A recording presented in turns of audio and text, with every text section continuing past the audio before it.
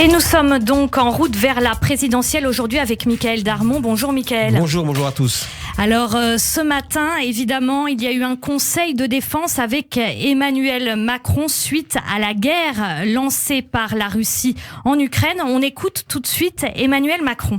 Les sanctions portées à la Russie seront à la hauteur de l'agression dont elle se rend coupable. Sur le plan militaire et économique, autant que dans le domaine de l'énergie, nous serons sans faiblesse. Nous appuierons l'Ukraine sans hésiter et nous prendrons toutes nos responsabilités pour protéger la souveraineté et la sécurité de nos alliés européens. Emmanuel Macron, donc tout à l'heure, Michaël Darmon, que faut-il en retenir ?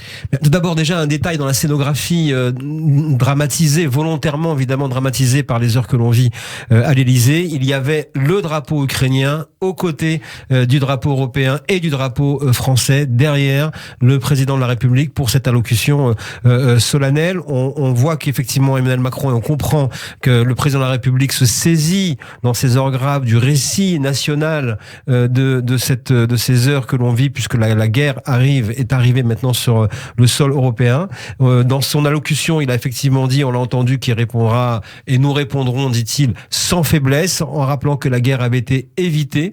Dans les prochaines heures, il y aura donc le Conseil européen, suivi d'un Conseil extraordinaire de l'OTAN. Un message sera également transmis, dit-il, à l'Assemblée nationale, et je reviendrai vers vous dans les prochaines heures. Ce qui veut dire également que, à sa manière, maintenant, Emmanuel Macron se saisit, comme je disais, de ce récit, alors qu'on est à l'orée de sa campagne présidentielle, et que le message est qu'évidemment, la campagne est en train de changer totalement de nature. Alors justement, Michaël, la guerre en Ukraine déclenchée par la Russie est un événement d'une portée considérable. En quoi la campagne peut-elle être modifiée, en particulier celle d'Emmanuel Macron ? Bien, rien ne se passe comme prévu. La loi d'une campagne présidentielle se vérifie encore, et cette fois-ci de la plus tragique des manières. La guerre est en Europe, la vraie, pas une métaphore de discours politique ou journalistique. Il sera temps de revenir d'ailleurs sur les nombreuses alertes des services des renseignements américains depuis 2 mois sur les intentions de Poutine, des analyses auxquelles les services européens n'ont pas voulu accorder une grande foi jusqu'à ces dernières semaines. Quand Emmanuel Macron prend la tête du Conseil de l'Union européenne en janvier, il n'a d'autre choix que de tenter le tout pour le tout. Il s'est exposé au risque de recevoir un camouflet de Poutine, et c'est ce qui s'est passé. Il n'a pas ménagé sa peine, Emmanuel Macron, confiant d'ailleurs dans l'avion du retour de Moscou au début février, qu'il avait trouvé un Vladimir Poutine enfermé dans son monde, bunkérisé dans sa mission historique de la grande reconquête de l'empire des stars. Donc effectivement, autour du président, on a beaucoup communiqué sur la stature d'un président volontariste, au-dessus de ses rivaux, qui s'est posé en sauveur de la dernière chance. Et on voit bien qu'aujourd'hui, face à l'urgence, pas le temps pour la cohérence, puisque il pensait que Poutine serait raisonnable. Aujourd'hui, il est combattu. Le scénario du pire, donc effectivement,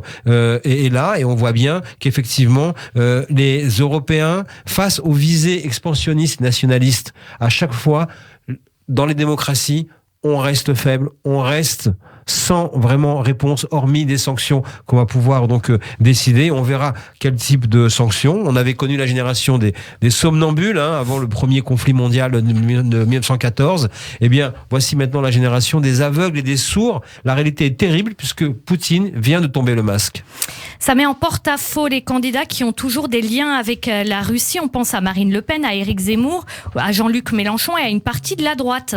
Oui, mais enfin, il faut quand même établir une distinction entre Le Pen et Zemmour, parce que Marine Le Pen a des liens avec la Russie, y est allée, elle a même été financée par une banque russe en 2014. En 2017, elle louait la vision du monde de Poutine. Elle est donc dans une situation délicate, même si elle a effectivement condamné sans réserve. Éric Zemmour, lui, n'a jamais été en Russie, mais il a quand même fait preuve d'une imprudence ces temps-ci, puisqu'il assurait que jamais la Russie n'enverrait l'Ukraine. Or, aujourd'hui, effectivement, il a aussi, lui, condamné sans réserve, mais il s'aligne sur le dirigeant hongrois Orban et condamne à sa manière l'intervention russe. Quant à Valérie Pécresse, pas question pour elle d'être associée à François Fillon. Elle a donc fait un communiqué dès le début de la crise, très clair depuis 2 jours, en se plaçant sans ambiguïté du côté du peuple ukrainien. On voit donc depuis hier un nouveau clivage apparaître dans cette campagne entre pro et anti-Poutine, et on verra comment les Français vont s'y retrouver. Et puis on verra aussi Michaël Darmon, bien sûr, ce soir au dîner du CRIF, ce qu'il ressort de tout ça.